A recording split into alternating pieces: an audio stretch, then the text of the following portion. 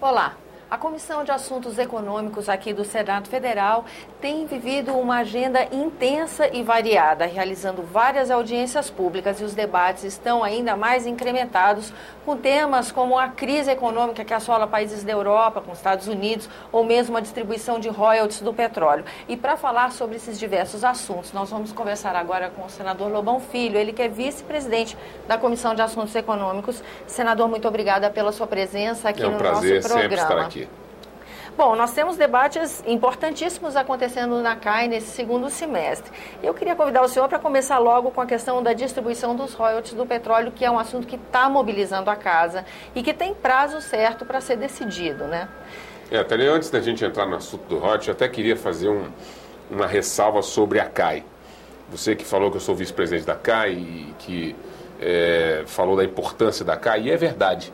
Nós vivemos um momento, inclusive, de redefinição do papel da Comissão de Assuntos Econômicos. A gente tem feito debates importantes e o royalty e o pré-sal é apenas um dos temas. Nós descobrimos que um dos papéis importantes da Comissão de Assuntos Econômicos é interagirmos com o governo.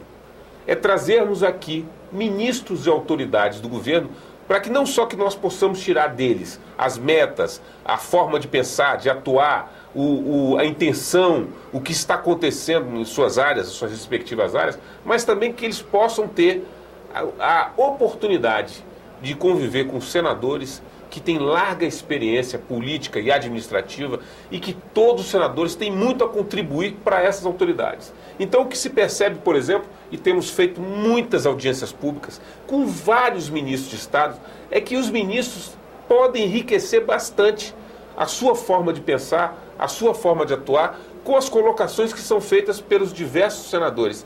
Porque esses senadores têm a sua experiência nos seus estados, a convivência preciosa com o seu eleitor, a convivência às vezes preciosa tendo sido governadores, tendo sido ministros também.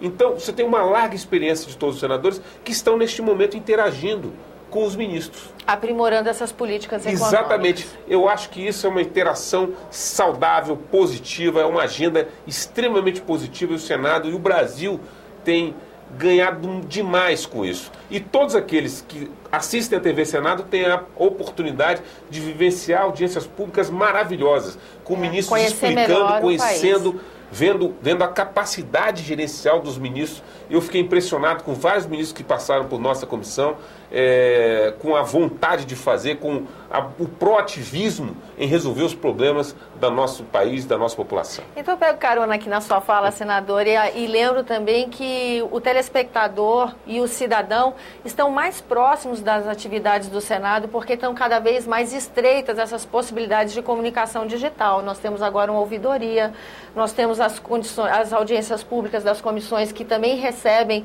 a participação do telespectador, quer dizer, isso também ajuda nessa discussão dos temas relevantes do país, né? Aproxima o cidadão.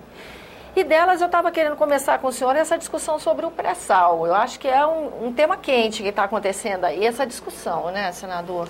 As opiniões estão divididas, o consenso está difícil e se até o dia 5 de outubro não se tiver uma proposta, esse veto presidencial vai ser derrubado. É essa a expectativa, não é?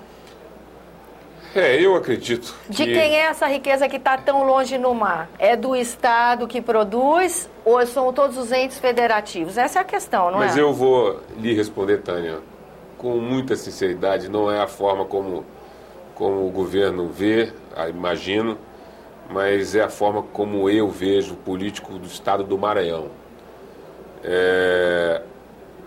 O pré-sal fica a 170, 200 milhas da costa brasileira. Portanto, ele não pertence a nenhum Estado produtor, no meu entendimento. Ele pertence, sim, ao Brasil todo. Ao Brasil todo, sem privilégio a ninguém. Então, no meu entendimento, quando se criou a imagem do royalties, das participações especiais, criou-se imaginando o seguinte: a extração do petróleo é algo danoso do ponto de vista ambiental ou pelo menos de risco. E que este risco tem que ser ressarcido ao Estado que está correndo esse risco. Então, imaginou-se que uma base de petróleo na costa do Rio de Janeiro, se houver um vazamento, se houver alguma coisa, irá prejudicar todo o estado do Rio de Janeiro. Bom, isso não acontece no pré-sal, que está a 200 milhas. Se houver um vazamento, jamais chegará às costas do Rio de Janeiro, vai chegar às costas talvez do Brasil todo, ou talvez não chegue em lugar nenhum. Então, não havemos nós de pensar o resto do Brasil que as riquezas do pré-sal irão de forma privilegiada para o estado A, B ou C, no caso Rio de Janeiro, Espírito Santo ou São Paulo. Então, eu vejo isso como um consenso aqui do Senado, em todos os parlamentares que não fazem parte desses estados, de que essa riqueza deve sim ser distribuída a todos os brasileiros, e não aos cariocas, e não aos paulistas, e não ao povo do Espírito Santo, a todos os brasileiros, igualitariamente, de forma isonômica. É a forma como eu penso, a forma como eu vou lutar, é a tese que eu defendo. O governo, na emenda que veio da Câmara, o governo federal, imagina que terá que compensar o Rio de Janeiro por essa fatia maior que está sendo retirada dos estados produtores e que o governo federal não quer pagar a conta.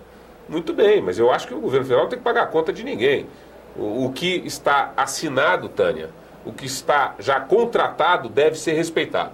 Tudo que foi assinado e que beneficia o estado do Rio de Janeiro deve ser respeitada a regra quando foi assinado. Senador, então... A partir de agora, todos os novos postos, toda nova riqueza, tudo a ser contratado a partir de agora deve respeitar a forma de distribuição igualitária, sem privilégios a nenhum